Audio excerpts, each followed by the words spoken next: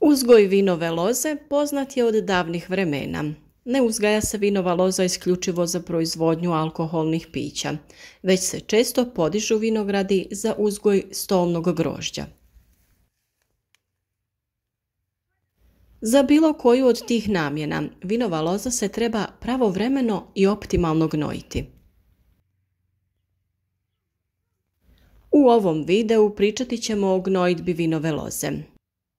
Da bi podržali naš rad, kliknite na like i ako do sada niste, zapratite naš kanal kako bi pravovremeno dobivali informacije o uzgoju voća i povrća. Kao i kod svakog drugog uzgoja biljaka, pored zaštite od štetnika i bolesti, najbitnija je gnojidba. Gnojidba podrazumijeva opskrbu biljaka makro i mikroelementima. Razlika između tih elemenata nije u njihovoj veličini, već u količinama koje su biljci potrebne za rast i razvoj te stvaranje prinosa. Gnojidba se najčešće ne radi u jednom terminu, već je često podijeljena na 2 ili više ciklusa. U voćarstvu je najbitnija jesenja gnojidba. Mi smo našu vinovu lozu pognojili stajskim gnojem i dodali hranjivo koje sadrži više fosfora i kalija. Sada u proljeće krećemo sa drugom prihranom gdje dodajemo azot kako bi biljka mogla razvijati krošnju i lisnu masu. Sve detalje o gnojidbi vinove loze pogledajte u nastavku videa. Makroelementi su potrebni u većim količinama: dušik, fosfor, kalij, kalcij, magnezij i sumpor. Dok su mikroelementi potrebni u manjim količinama, a to su željezo, bor, mangan, cink i bakar. Obje skupine su esencijalne za vinovu lozu. Smatra se da ona godišnje utroši i do 120 kg po hektaru makroelemenata. Mikroelementi se troše znatno manje, od 1,5 kg po hektaru godišnje. Iz navedenog se vidi da vinova loza prinosom iznosi znatne količine hranjiva iz zemljišta. Njih je potrebno vratiti vinogradu kako bi na jesen imali što rodniju i zdraviju berbu.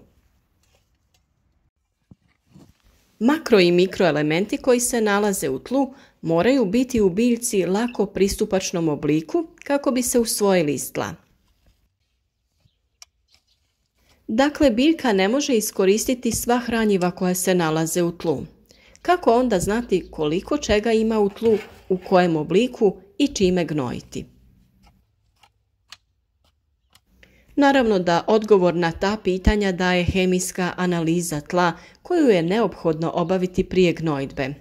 Analizu tla čine uzimanje uzorka, laboratorijska analiza i tumačenje rezultata, odnosno izdavanje preporuke gnojidbe od strane stručnjaka. Gnojidba se može provoditi mineralnim i organskim gnojivima ili u njihovoj kombinaciji.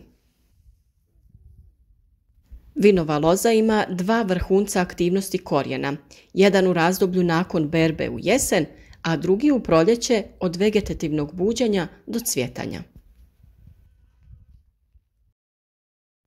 Optimalno vrijeme gnojidbe podudara se s ovim fazama.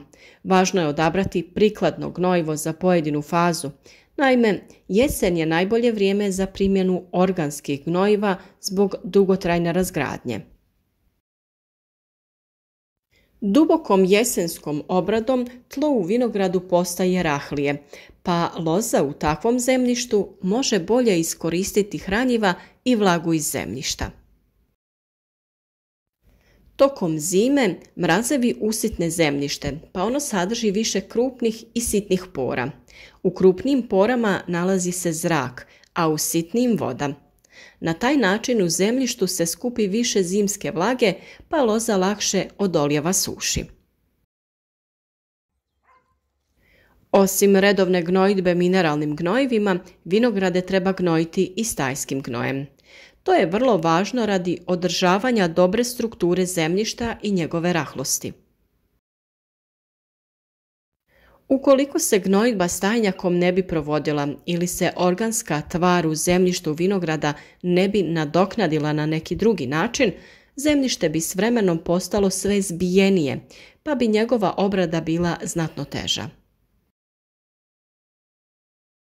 Kod gnojenja stajskim gnojivom treba koristiti isključivo fermentirani zreli stajski gnoj, jer je tada i njegovo djelovanje najveće. Ipak, budući da stajnjak sadrži na 100 kg svega 60 dekagrama kalija, gnojidba stajskim gnojivom nije dovoljna.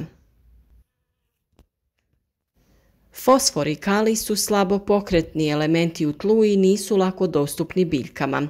Zato ih je važno primijeniti tokom jeseni kako bi kiše povećale njihovu topljivost i samu dostupnost biljci.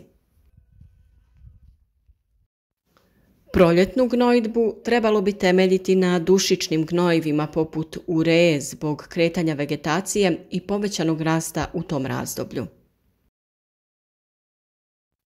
Uostalom, primjena takvih gnojiva na jesen dovela bi do ispiranja dušika u dubljim slojevima tla i podzemnim vodama, što nije održivo ni ekološki prihvatljivo. Stoga potrebno je količinu dušika rasporediti na jesen 1/3 i u proljeće 2/3, kako bi se održala što bolja vegetativno-produktivna ravnoteža i spriječilo ispiranje tokom zime. Ukoliko se ukažu simptomi nedostatka pojedinog elementa, potrebno je obaviti hemijsku analizu lišća kako bi se utvrdio sadržaj hranjiva u biljnom materijalu vinove loze. I u tom će slučaju također stručnjak preporučiti najprikladniju formulaciju gnojiva. Obično se u fazi cvatnje primjenjuje kan gnojivo koji sadrži dušik i magnezij, ako se za to ukaže potreba. Primjena biljnog pokrova iz porodice leguminoza u vinogradu predstavlja potencijalno rješenje u smanjenju upotrebe mineralnih gnojiva. Naime, ove kulture na korijenovom sustavu formiraju kvržice sa bakterijama koje imaju sposobnost vezanja dušika iz atmosfere i tla. Takve kulture obogaćuju tlo dušikom, a njihovim zaoravanjem obogaćujemo tlo organskom tvari. Sjetva kultura može biti po cijeloj parceli, međuredno ili u svakom drugom redu. Tržište danas nudi širok spektar folijarnih organskih gnojiva različitog sastava i formulacije, koji se primjenjuje u vegetaciji prskanjem lišća. U slučaju nedostatka mikroelemenata, zamjena za mineralna gnojiva mogu biti mineralna gnojiva prirodnog porijekla poput kamenog brašna.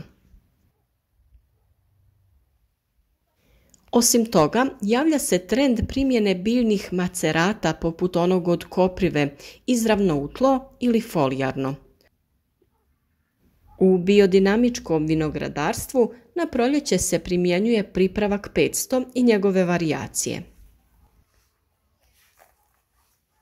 U proljeće se obrada zemljišta izvodi plitko. Gnojiva koja se tada primjenjuju stavljaju se daleko od korijena. Stoga kod proljetne gnojidbe kompleksnim gnojivima loza može potpunije iskoristiti samo dušik, a fosfor i kalij ostaju u zemljištu kao rezerva za korištenje u sljedećim godinama. Sve ovo nedvosmisleno pokazuje da jesenska gnojidba vinograda omogućava bolju ishranu loze. Jesenska gnojidba vinograda je osobito važna mjera na siromašnim zemljištima, jer na njima ishrana loze znatno više ovisi o gnojidbi nego na plodnim zemljištima. Za osnovnu gnojidbu vinove loze u jesen potrebno je primijeniti formulaciju kao što su NPK 7:20:30 ili NPK 7:14:21. Omjer hranjiva kod ovih gnojiva odgovara potrebama vinove loze. Gnojiva koja sadrže određenu količinu magnezija su bitna, jer je ta tvar važna za sve procese u biljci, a posebice za vinovu lozu koja je vrlo osjetljiva na njegov nedostatak koji se javlja na kiselim tlima. Ako se osnovna gnojidba ne obavi u jesen, treba je obaviti zimi kada vremenske prilike to dozvole, ali svakako je treba obaviti prije kretanja vegetacije u proljeće. Svi koji redovno prate naš kanal znaju da pravovremeno postavljamo naše video savjete i da mogu pratiti cijeli uzgoj određene biljke kroz cijelu sezonu. Upravo to je dovoljan razlog da zapratite naš kanal i redovno pratite sve savjete vezane za poslove koje je potrebno obavljati na vrijeme u vašim voćnjacima i povrtnjacima. Na našem kanalu već možete potražiti mnoge druge video savjete o uzgoju vinove loze vezano za održavanje samog nasada, orezivanje, prihranu i sl. Smatramo da smo stvorili jednu lijepu zajednicu gdje svi razmjenjujemo iskustva, jedni drugima dajemo provjerene savjete, tako da javite nam se u komentarima, pišite od kud nas pratite i na koji način vi uzgajate različite biljke.